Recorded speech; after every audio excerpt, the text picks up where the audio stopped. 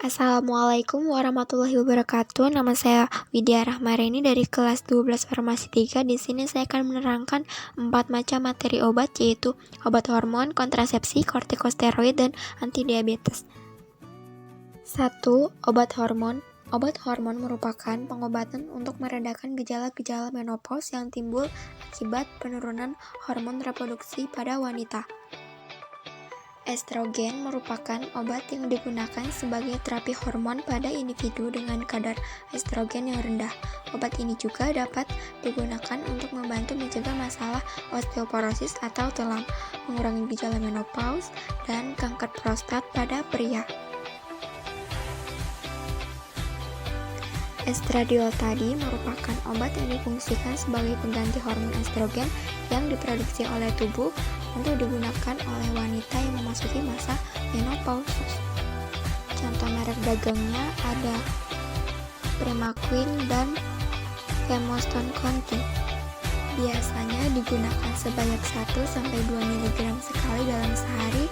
Dosis disesuaikan dengan kebutuhan. Dosis sediaan estradiol ada tablet, gel transdermal, estradiol dalam 60 gram, dan injeksi Valerat. Efek samping obat estradiol yaitu gangguan genitouterin seperti meningkatnya insiden penyakit kandung kemih, perubahan pola menstruasi, payudara nyeri dan membengkak, gangguan pencernaan seperti mual, muntah, dan kram lambung. Keamanan obat estradiol bagi ibu hamil dan menyusui. A. Hindari penggunaan obat estradiol ini pada kehamilan trimester pertama karena dapat menyebabkan cacat pada janin yang dikandung. B. Obat estradiol tidak boleh diberikan pada ibu menyusui. Namun, apabila terapi pengobatan benar-benar diperlukan, maka ibu yang sedang menyusui harus berhenti menyusui. Yang kedua ada obat kontrasepsi. Obat kontrasepsi merupakan obat yang digunakan untuk menghindari konsepsi atau kehamilan. Contohnya ada Yasmin. Yasmin merupakan obat pencegah kehamilan estrogen dan progestin. Obat ini bekerja dengan cara mencegah ovulasi serta terjadinya pembuahan.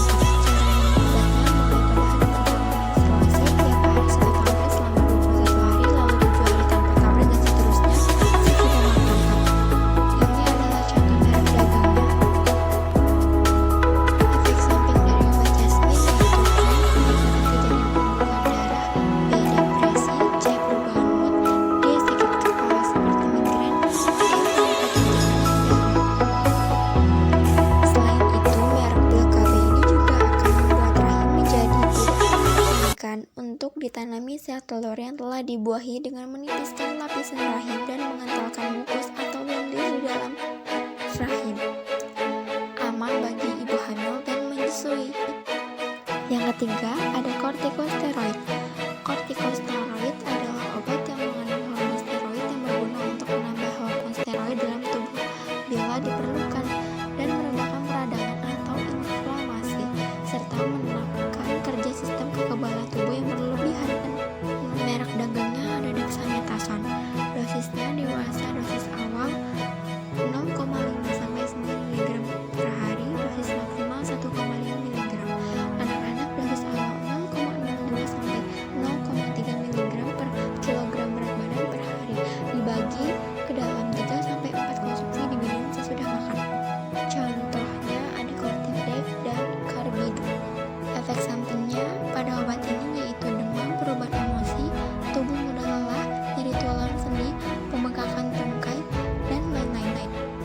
Amankah bagi ibu hamil dan menyusui? Belum ada studi terkontrol pada wanita hamil. Obat hanya boleh digunakan jika besarnya manfaat yang diharapkan melebihi besarnya risiko terhadap janin. Dexamethasone dapat terserap ke dalam ASI. Jika tidak, boleh digunakan selama menyusui kecuali atas anjuran dari dokter. Yang keempat ada antidiabetes. Obat antidiabetes yang diresepkan oleh dokter bukan untuk menyembuhkan diabetes, melainkan untuk menjaga kadar gula agar stabil dan tetap berada pada batas normal. Merek dagangnya ada Glimepiride. Dosisnya untuk dosis awal 1-2 mg per hari, dosis lanjutan 4 mg per hari, dosis maksimum 6 mg per hari, diminum sesudah makan. Contoh merek dagangnya ada Amaril dan Gluvax. Efek samping dari Glimepirid yaitu pusing dan sakit kepala, mual, muntah, dan ruam. Keamanan Glimepirid bagi ibu hamil dan menyusui. Obat hanya boleh digunakan jika besarnya manfaat yang diharapkan melebihi besarnya risiko terhadap janin. Belum diketahui apakah Glimepirid diserap ke dalam ASI atau tidak. Oleh karena itu, ibu menyusui disarankan untuk berkonsultasi dengan dokter sebelum mengonsumsi obat. Thank you for watching, and wassalamualaikum warahmatullahi wabarakatuh.